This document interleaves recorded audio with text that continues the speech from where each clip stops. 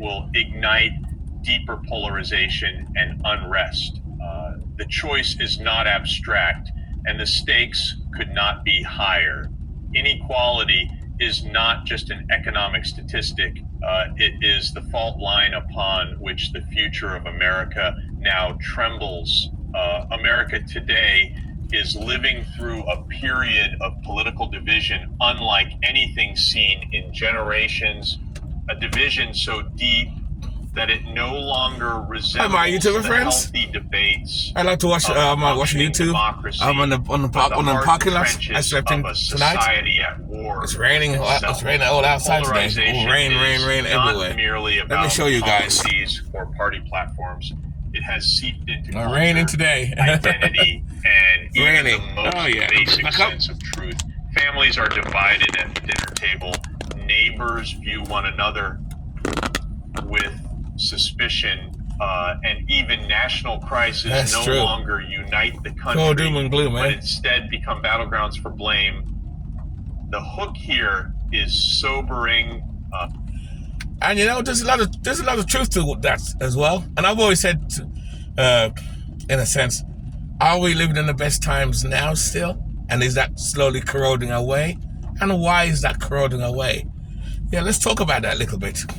I kind of woke up, I'm about to go to the base, get scrappy, but it's going to rain. It's raining, look right like it's raining hard all day. Let me put the wipers on, it's raining on hard all day. All day, it's going to rain all day today, so I don't think I can let him walk out today, and I'm not going to go to the Abu Dhabi parking lot later. It's going to be terrible. Wet. So I might go to the store and get some breakfast for me and him to eat anyway. But anyway, are we living in the best times of our lives right now? And when I say best lives, I don't mean things are great, but like in the West, like in America especially, while things are going on in the Middle East, tribulations, war and tribulations, plotting and scheming and war in the Middle East. Then you got Ukraine going on over there with Russia and stuff. You know, people are living like us normally in Ukraine, but they don't know when the bombs are going to drop. You know, anytime the bombs can drop. But in America here, we're pretty safe right now. There's no plotting, no scheming. Well, with the government, the system, yes. Fuck the matrix in the government, yes. Plotting and scheming, but there's no war, nothing going on here right now. You know, so I say yes, we are. This is just my description and my my opinion, what I think anyway. That we are living in the best times kinda now, but it's starting to get worse. It's not, how can I put it? It's not as good as it used to be. Well, because things change. You know, America's not the place it used to be. You know, like the guy says, equality and stuff. I like to watch videos like this and then learn history and learn what's going on. And it seems like history is repeating itself. You know, the good days are good, but the good days don't last. You know, people are becoming more poorer and poorer. People are becoming more homeless. People are being evicted more. Some of it is their fault. Some of it is not. You know, more people doing drugs, zombies everywhere. And I don't mean zombies in horror movies. You've been to Kensington, Pennsylvania and other places, California, people are on the drugs. Everything. People are stressed out. But despite that, not everybody is suffering. I think a lot of people are doing okay still. Like myself, I can't complain. I know, thank God I can't complain, and I count my blessings, and that's why I say I don't take life for granted. I don't, for real. You know, like I said, I downsized years ago. Since I downsized, oops, oh, that's why I want to fell. That was my screen that fell. I wonder if something fell down. You know, like I said, I downsized a few years ago, like I said, and since I've done that, life's been much better for me. I'm glad I adapt. And I'm one of those people, I adapt. And I always tell people, even on my other videos, to the way things are, adapt. Trying to adapt. And I'm not saying adapt and downsize, live in a van. No. Disclaimer, not everybody wants to live in a van. Not everybody wants to live in a small place. Some people like the nice house. Some people like the nice cars. And that's fine. Do you, you know what I mean? This is just my perspective. You know, this video and life in general is just my perspective and what's going on today, how the world is kind of changing, getting crazy around the world. And I tell people to prepare themselves and just, I don't know how to say it. You know, prepare yourselves and adapt try to adapt to what's going on out here. If you can, try to adapt. Like say you live in a rented place and the landlord comes to you and say, next couple of months, I'm going to raise the rent or I'm going to sell the house. Be prepared to move out, knowing that if the new person takes the house over or the rented apartment, it's going to double your rent or raise your rent. You don't sit there and relax and just go about your life and ignore it. Because that's when you get hit with that shock. Oh, I'm going up with your rent 2 months from now from $1,000 to $2,000. Oh God, $2,000, that's high. I can't pay that. Geez, how am I going to do that? And I can't find a place. Well, that's because you didn't prepare. That's because you didn't take precautions. And that's why I tell people too, take precautions, don't take things lightly. Things like I said, things are good now, but things are changing. Like I said, thank God things are okay for me, but like my base, my landlord's keeping his base so far, keeping the place there, and he's a good landlord. He actually wants my window cleaning customer too, but he sold his store. And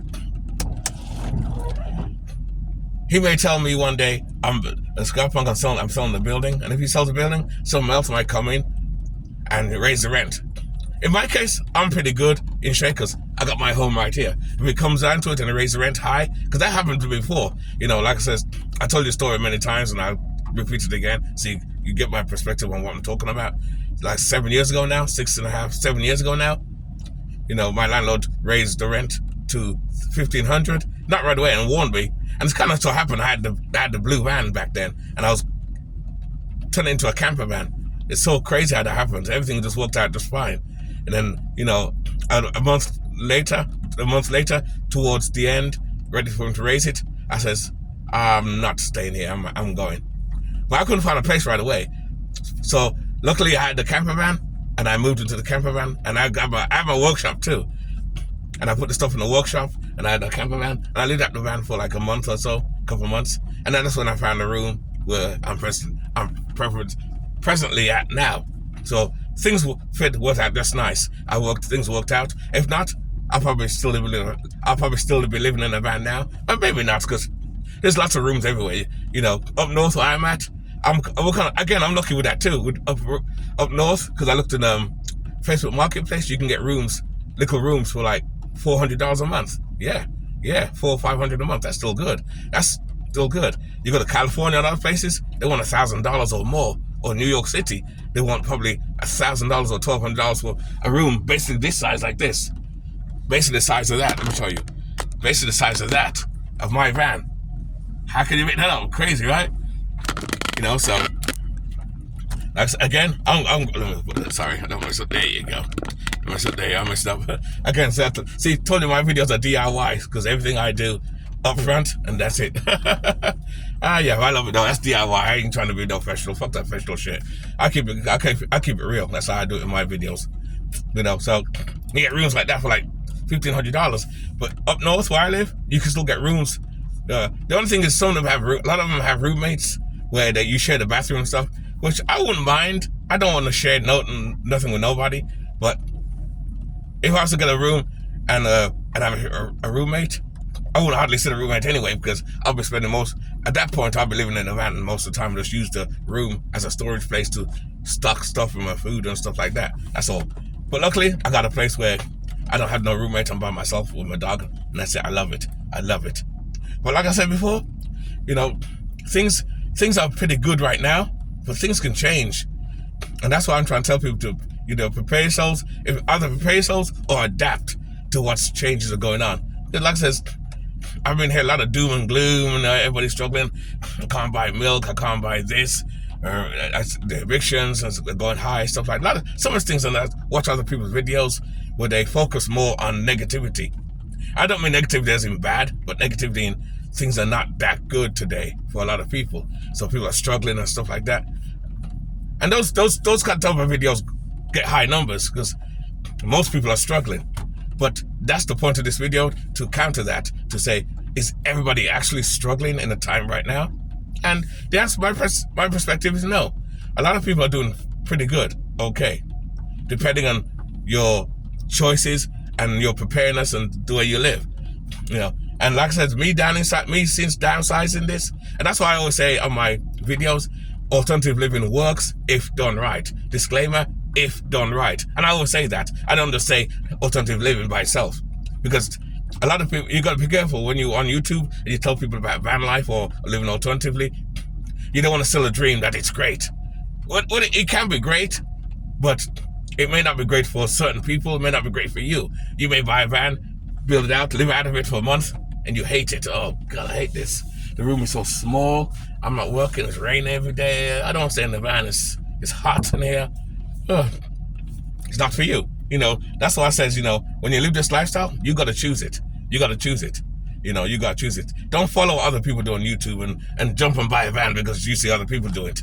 You know, do your research. You know, I'm guilty of that too, because I'd said on videos a couple of years ago, I would tell people, you want to do van life? Just get an empty van, put a mattress, and jump in and say you like it. I still say that, like that, but I'm saying more now. Do more research on it first. Be sure that you want to do it. Be sure you don't mind living in a small place, because it sounds cool as hell. It's like getting a tent and living in the bushes. It sounds cool as hell. You watch some of the videos, like say Arizona, or even when I showed that video in the bushes, and when you see the bushes, it's daylight. But remember, when it's night, there's no lights anywhere, so it's pitch black.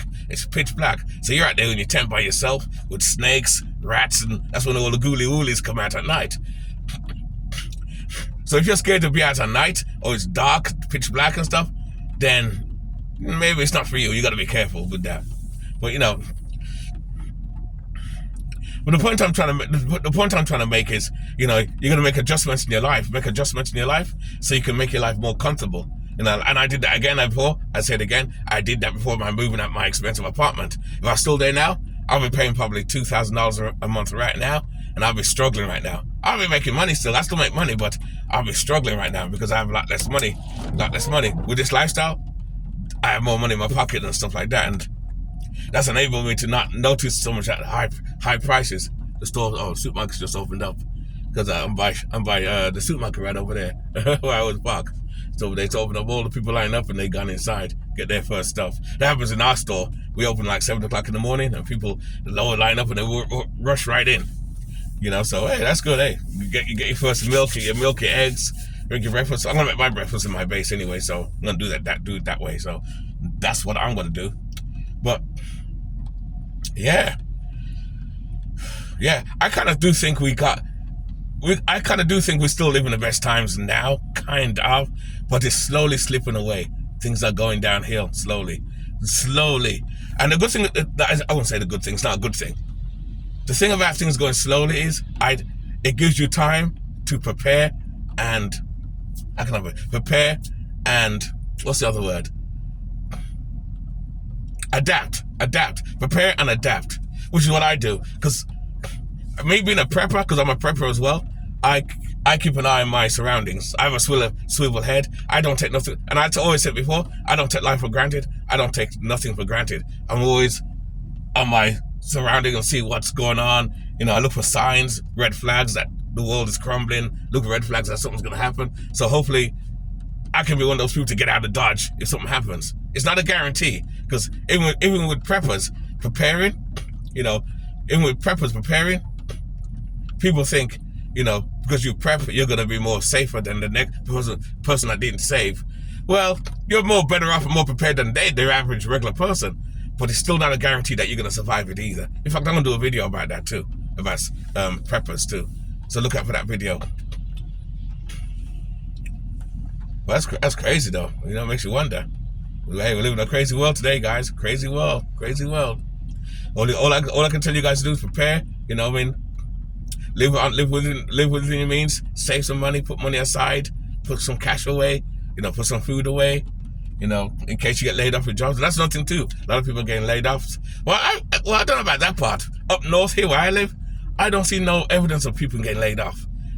I'm sure people are losing their jobs, but maybe I'm not looking in the right places. I don't see people really losing their jobs out here. I really don't see it.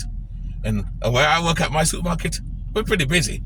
And the supermarket over there, they're busy. So I think it depends on the company you work for, the type of jobs you work for, you know.